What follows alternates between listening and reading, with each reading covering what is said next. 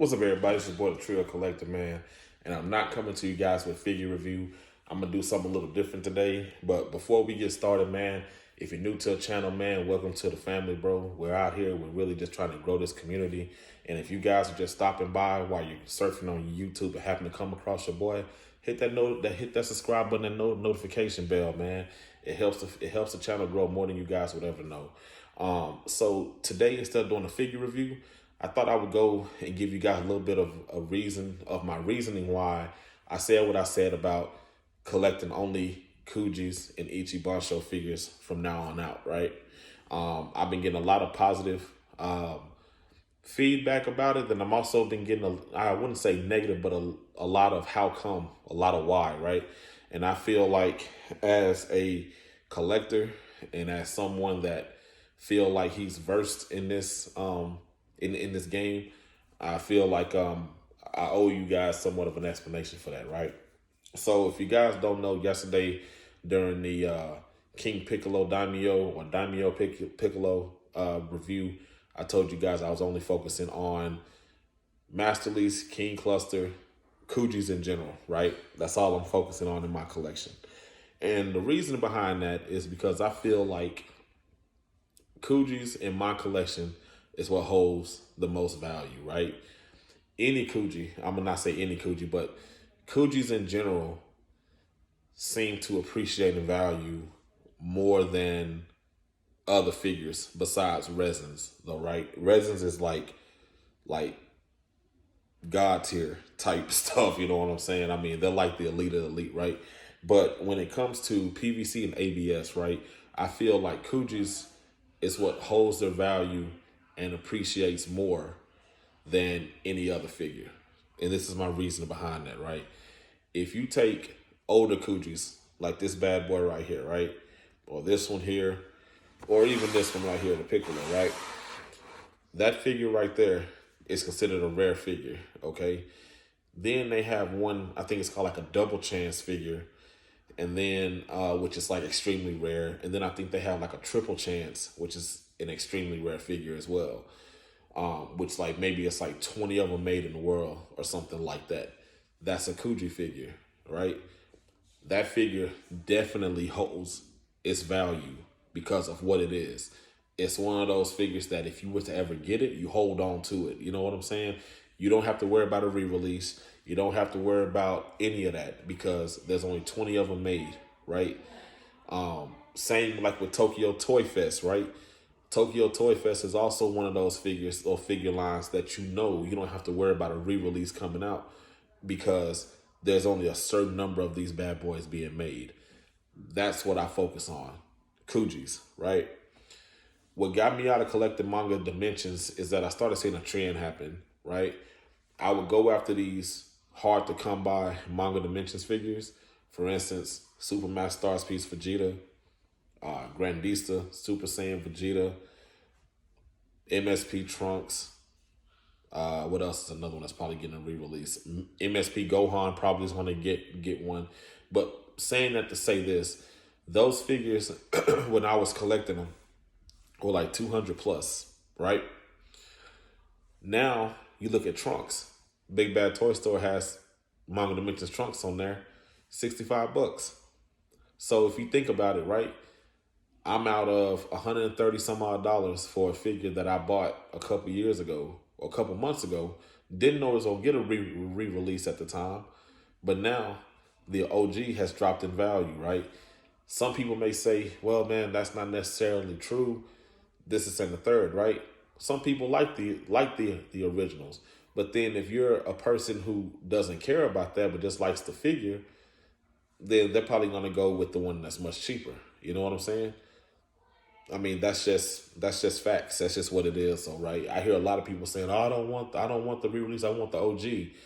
End of the day, the way I look at it is, if someone was to take out the original re-release Manga Dimensions figure and put the re-release in the old box, would you be able to tell the difference? Possibly not. Probably not. Right. That's what I'm saying. If they continue the trend of what's going on, right?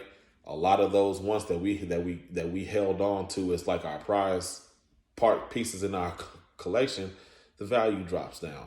And my heart goes out to individuals that save up and they go buy these figures, and then a couple months later or a year or two later, boom, a re-release comes out, you get it for cheaper, right? Somewhat, it's like having like an exclusivity type thing, right? A lot of people don't have it, but then when it does happen, it's good for people who missed out the first time. But then what about the person that spent, X amount of $100 to get it? That's kind of where I'm at. Kuji's, right? You don't have to worry about that. And I mean, I have never, besides they saying like the re-release of the Vegeta and Nappa and the Kaioken times 3 Goku, which I don't know if that's even a real thing, but I haven't heard of a Kuji being re-released, to be honest. I've never heard of that. And I've been collecting going on like 2.5, 3 years now. And I've never heard of a Kuji being re-released, at least stateside. I've never heard that before. I know Kujis appreciate in value over time, right? Ichibansho versions of the Kujis appreciate in value. Prime example, this one right here. Maybe at the time when it released, $40 to $45 figure, right?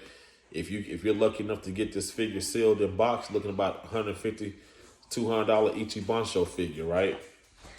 If you look at this figure right here, when I bought this figure at my local anime shop here in Houston, I remember it was like a $35 figure. If you have the box still sealed, man, you're looking at probably about $120, $130. So it just goes to show that not only the Kujis, but the Ichibansho appreciates in value, right? If you look at the Strong Chains Goku and the Strong Chains Vegeta, that was, a figure that you can get anywhere. Now you look at them, they skyrocket in price, man. That's what I'm going with. Another example, as you guys can see the Extreme Saiyan set that I have back here. I remember buying that entire set minus the last prize UI Omen Goku at Barnes and Nobles, man. And now you look at these pieces now, man. The Vegeta alone goes for like $150, right? So, it just goes to show that those figures appreciate. They appreciate, man. And that's what I want. I want quality over quantity in my collection. And like I said, that's not knocking anybody. That's not saying that anybody's collection is less than. It's not that. It's just that as a collector, you have your niche. You have what you gravitate towards the most. You like what you like. You know what I'm saying? And I know, man, within the past month, I've sold over, it had to be over by 60, maybe 70 figures, man. Probably more than that. Solely because they were crane figures, right? And, I was getting all my bigger stuff in, and a lot of them I got before when I first started collecting. And, man, I was just giving up stuff left and right, just picking up stuff. So a lot of them I gave to my son. He has them in his room as part of his collection. And then some of them I sold off, But looking at my collection now, and it's nothing but pretty much Kujis, man, I'm really, really pleased at where it's at. You know what I'm saying? Like I said earlier, man, I know guys that have, amazing resin collections, that's what they go for, But, each one of these things, man, each one of them, they hold their own value in their own right. You know what I'm saying? So, not knocking anybody, not saying anybody is less than or more than or whatever the case may be. It's just that as a collector, I feel like this is where I'm going and this is the lane that I need to stay in, right? And with that being said, man, hopefully within the summer, I'm going to have a surprise for you guys. Right now, man, I'm still trying to figure out the kinks and everything and how I'm going to get this thing off the ground. But it's really going to benefit a lot of you guys, man. Trust me, it's really going to benefit you guys a lot. Not only that, but, really benefit myself. But it's really more so to help you guys out in the long run, man. So be on the lookout for that, guys. I'm going to make an announcement about that possibly in the summer around June or July. So just, watch out for that. Be on the lookout. But yeah, I just want to give you guys a little bit of a rundown about that and to give you guys, just a little reason behind it, man, behind the decision that I made. And hopefully give you guys some insight on why I did that, though. But like I said, nothing's gonna change, man, on the channel. I'm also, if you guys request something, if I can get it, then I'll definitely review it for you as well. But it'll probably be like, if I get it, I'll probably just like do like a giveaway or something for it if it's not something I want in the collection. So be on the lookout for that as well too. So yeah, man. If you guys have any questions, man, any comments, right, feel free to leave them in the comment section. If you follow me on Instagram at true_collector512, you guys can definitely inbox me over there, and we can discuss certain things, man, about it. But yeah, man, that's pretty much where I'm at, dog. That's where I'm at. Like I said, man, I got buddies that collect Safubis, you know, which is amazing figures, bro. Resins, customs, Kujis, mangas, SH figure arts, bro. Everybody has their own lane, and at the end of the day, man, we're all into this community as one. But yeah, man, that's pretty much where I'm at, man, and I'm really happy with that. So as always, man, this is the Trill Collector signing off, man. As always, keep it trill and keep collecting. Until next time, bye.